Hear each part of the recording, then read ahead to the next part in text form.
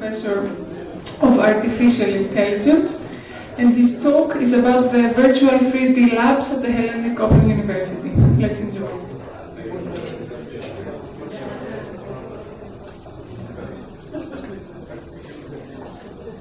Thanks a lot for the introduction. I was happy to spot elements of my talk across everything that all previous speakers have said, and that was a very happy coincidence. But let me just give you some, it's not a real fact, and it's not really an urban myth as well, but most of us tend to have this pyramid in our mind. Thank you. About how we are supposed to be learning. And at the bottom of the pyramid, if you see it upside down, you have the lecture bit, which is more like the simulation thing that Bart was talking about. And as you progressively go towards more, let's say, collaborative or more production activities, then you are supposed to be able to retain more of the material that you're going to be assessed at the end. Now, in our universities, we're mostly covering, let's say, something up to 30 or 40% of that scale. The question is, how can you move up a bit? And for those who have had science or engineering courses, one of the biggest challenges is how to beef up your basic textbook education with laboratories. Because in laboratories, what happens is you pack loads of people into benches where they're supposed to be doing experiments. And in countries like Greece, where you've seen how the crisis has affected the amount of investment that the state is pouring into education, what you see is that lab equipment is not always really available. You get a lot of occasions where, let's say, the professor will invite the students into the laboratory, and instead of asking them to do the experiment, we'll ask some of the assistants to demonstrate the experiment, and you're supposed to be learning by viewing. Now, that's not how laboratory education works. And of course, you also have the problems of actual wear and tear, equipment getting older, and you also have risk of accidents. If you drop a ball when you're doing physics, then you just drop a ball. But if you drop a plate with some viruses when you're doing biology, you risk yourself and you risk your teammates as well. So the question is, how do you get this kind of education provided when your university runs out of money, and more importantly, when you are expected to do that at a distance? Because that's laboratory education in a much more difficult context. For example, in our university, in my school, in Science of Technology, the basic undergraduate module runs for, let's say, 4 years, if you do it full time, and that's 12 modules times 20 ECTS for each one. And as you probably know, for each module you get 5 live sessions of 4-hour each throughout the year. But then we also expect our students to come to Patras and do on-site laboratory work, because our scientists tell us, and we believe them, that you can't just have biology, chemistry, or physics training by reading textbooks and seeing videos. You actually have to break things, or you have to see things being broken, or you have to test things and make errors, and so on. So the sessions, we ask our students to come for 6 times in Patras. Each time is about 1 week long, and that's a long week. It's day to long till dusk. It's 10 experiments, a lot of work, and it's also quite a workload on the supervisor. We get something like 2 or 3 supervisors per 15 students who actually work with them in the benches, answer questions, and they try to help them with the activities. And as I told you yesterday, we are expecting graduates to students to graduate at a level of less than 20%. And that's an understatement. It's closer to 10.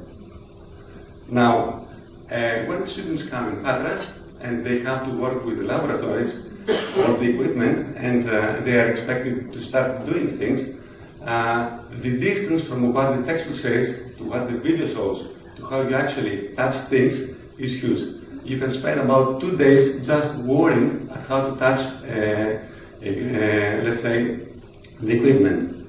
So, what we have thought is that how about sending them some software so that they can start simulating all the equipment that they're going to get their hands on and simulate all the experiments that they will be expected to carry out in the actual laboratory, so that if we send that equipment to them, maybe they will feel more at ease at the lab and not all of them go to the same piece of equipment at the same time. And then they may be able to experiment at the safety and convenience of their own home and see how things can break down without actually breaking them, so that the actual cost comes down when they come to the lab. We can hopefully save some of our equipment from breaking. So we're not actually trying to make things more pleasant, more effective, but we hope that we will get there. So this research and development effort started about, let's say, 3 or 4 years ago, and it demanded the very close collaboration of a very interdisciplinary team. We had computer scientists working on that, we had developers, we had educators, and of course we had domain experts. The biology people who actually see how students carry out the experiments, and these people are the very persons that design the experiments that the students will carry out. So that's the level of realism that the software possesses. We have partnered with a small Greek company that has developed its own graphics engine. It's a 3D graphics engine, and it's a top-notch engine. They are co-producing things for the planetarium. So they know how to build graphics. And I'll just now give you a short video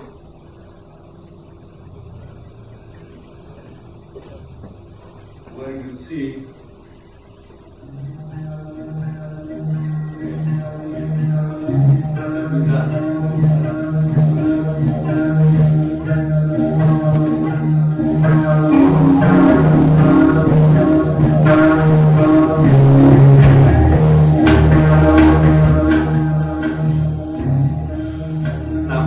the area you are watching is something like that size. It's the biology lab of the Hellenic Open University. It has this setup. We've got something like 50 students coming at the same time, and we have 15 or 20 microscopes, but some equipment, pieces of equipment are quite expensive or massive, so we only have 1 or 2 of them. So we actually want the students to get familiarized with queuing to use the same thing through the same session. Now, what you see here is a video of the actual game being played. We're not giving them videos, we're giving them the game. They actually click on things and they actually create concoctions. They have to take that vinegar and drop it into the water. They will create a small sample which they will put in the microscope. Then they will start working with the knobs of the microscope. The idea is not to simulate the optics. The idea is to simulate the experience of using the knobs. Because if you find your microscope and you understand that playing with a variety of knobs takes the focus out of what you are doing, then you are probably going to be much more familiar with the actual thing when you see it on the workbench. So a microscope is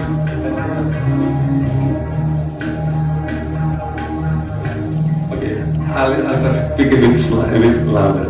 Now, the microscope is a very complex piece of equipment. You have a lot of moving things, a lot of things to manipulate. So the idea is that you have to familiarize yourself and feel at ease with that. Because at the actual lab, you can start breaking things. Put the knob a bit further up, and then the mirror breaks. If the mirror breaks, it's a 500 euro bill. So you have to start appreciating how this process is going to run in the laboratory. Now, while the microscope is probably the most complex thing we have,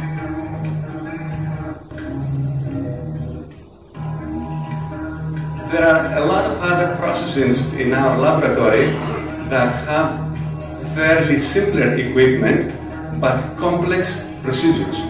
For example, what you see here is somebody using a spoon to take some powder out of a container, and they will use the electric scale to see how much of that powder they have taken, and then they will take a glass bottle. Let's see, being done.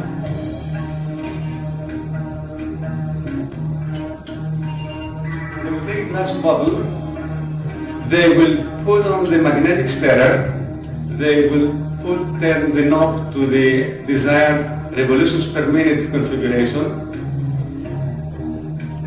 and they will also drop a little magnet in there, and when the whole thing starts, it's going to be, this dilution is going to be prepared, so you get an idea of what to expect when you come to the lab and the supervisor asks you to weigh things and prepare a solution. And moving on, you can see other pieces of equipment in that lab of ours. That's an electronic pipette where you put a tube and you start measuring how much of a liquid you need to take in and then to drop out for doing a particular experiment. So that's for the piano and the music. Let me go back to this one. So that's what you just saw. Now, there's an awful lot of next steps, as you can imagine. So, our biology lab, I just said that it's about that size of that room, and we expect students to spend something like 80 hours there. And I think we've covered something like, well, not with what you see, but what you saw, but what we are actually now developing as well, something like 20 to 30% of the equipment we have. Now that 20 to 30% of equipment amounts to more than 50% of the experiments, because a lot of the equipment is being reused across experiments. And we're not going to be pouring our money and our effort into developing simulation modules for equipment that is very delicate. We just want to ease the first days of the students into the lab. Then they can get up with speed and do things more efficiently. And if we do that in biology, why not do it for chemistry, which has much bigger equipment, simpler equipment, but bigger experiments, and maybe physics, and then maybe to other study modules in engineering, for example, where we don't have labs. Now, that's what we need to give our students, but that's just development for some of us. So we also need to put the research element in that. So this effort has spawned a lot of side products that we're now investing on. For example, if I'm tinkering with a microscope in terms of playing, I'm just playing. If I am expected to do some homework, then I might appreciate some feedback on whether I'm doing that the right way, or even some indications of what the next step is. And if I'm being examined, I shouldn't have any feedback at all. Maybe it's just at the end. So integrating a way of scoring of how you do these experiments is part of what we do now. And we have quite a big agenda on that, because we also expect that scoring can be done automatically. So we need to research models of scoring that take into account what it means to complete a procedure that you can go around in circles and still do something within a given amount of time. And then there's also the research that some of us are doing for example, editing wizards. We don't want to give to tell the teacher, the instructor, that these are the experiments you are going to give your students. We need to give them a gallery of equipment and an editor for procedures so they can build their own procedures for the students to test. Well, I'm not going to be talking about the tutoring agents. That's my part of that, because as Anna said, I'm a professor of AI, and I am intrigued by the idea that you might be able to instruct a computer by supervising how to do things. A computer, not a student. But these are the fairly easy or mid-term things. As Mark said yesterday, you also need something higher for education to strive for. And I think the first one is improve access to laboratory education by reducing its cost.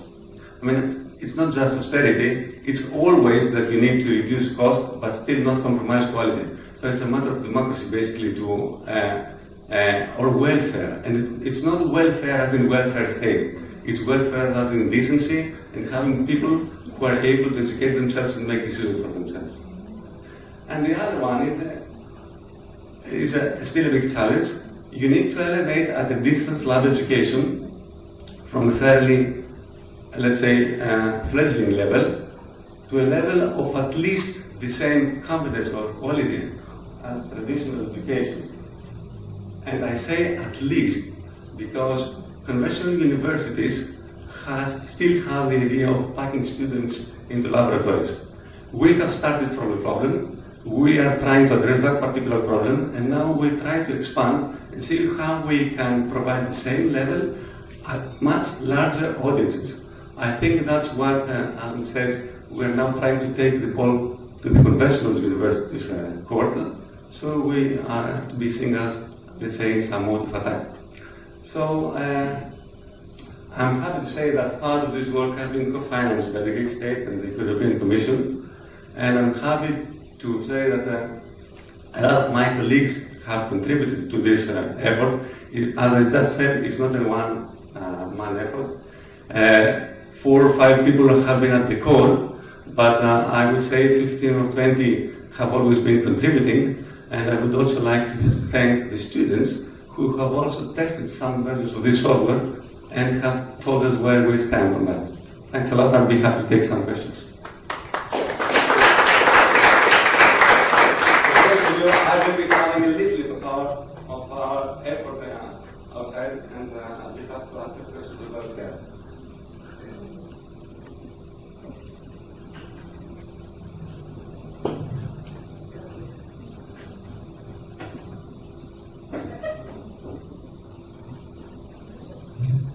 Fascinating. Thank you, Professor Kalles, for these efforts to try to take the virtual labs to the next level. I wanted to ask you, I've seen in the video that there's the presence of no avatar. Is it something that was a restriction of the technology? Was it a conscious decision? Or if you can comment on that? Oh yes, I can. It's a matter of cost effectiveness. So you first have to decide whether you're going to be providing your students, and it's as much volume of equipment as you can afford. At the next stage, you have to consider these kind of things. For example, is it an avatar or is it a frame-based skeleton, so that you want to be gender neutral, or do you want to give them some idea of congestion? Yeah. So every next level has to be judged with respect to its effectiveness for our students. Okay. And one more question concerning these different approaches. You said that you're also considering some ways of gamifying it, so having scores and so on. But that's not right now, right? But that's your plans. It's under the hood. It's always under the hood. It's under the hood. Okay, we're looking forward to it. Thank you very much. Thank you, Dimitris. I agree, it was fascinating. Let me ask you a brief question. So this was, because if I got it right, because I wasn't there since the beginning, that was a European Union funded project, or was it a part of our... It's a little bit of everything. It started like a personal research undertaking for some of us, Then it started into attracting a PhD student to do work on that one. Then we got some money out of the generic expert thing that the app has been running, but this only provided for some of the effort. So we are trying to scavenge resources wherever we can. I understand. So I will ask you about the budget during the interval, not right now. Right, but I would like to ask you if you have, I guess you have foreseen an evaluation process. Could you tell us about it? I mean, do the students evaluate their experience? How does it happen? The evaluation process has been working in spirals. For example, we've been doing development, and during the August or September session that students are coming for the biology lab, during the, let's say 2 years ago, we gave it to about 20 of them. It was one slot for them. Then last year, we evaluated 3 classes. Not really evaluated, we distributed a questionnaire, we answer questions, we hang around with them. This year we did not evaluate it with students because we did not have a new version, but we evaluated it with teachers. Because we had a seminar with some higher education teachers, about 120 of them, and we asked them, okay, how would your work change if you had this kind of material for your classes? Because a lot of elementary biology and chemistry education in the higher and tertiary education has a lot of commons with upper level secondary education in terms of experiments or equipment. So we asked them, how would that change your job? I can tell you that we had mixed feelings, to say it, let's say mildly. Some of them would not want to use software, and I would put them on the variety of people who don't want to use computers at all. And some of them said that it would change their classroom. So evaluation comes in rounds. Well, I'll be happy to take some more questions after the day. Thanks a lot. Thank you.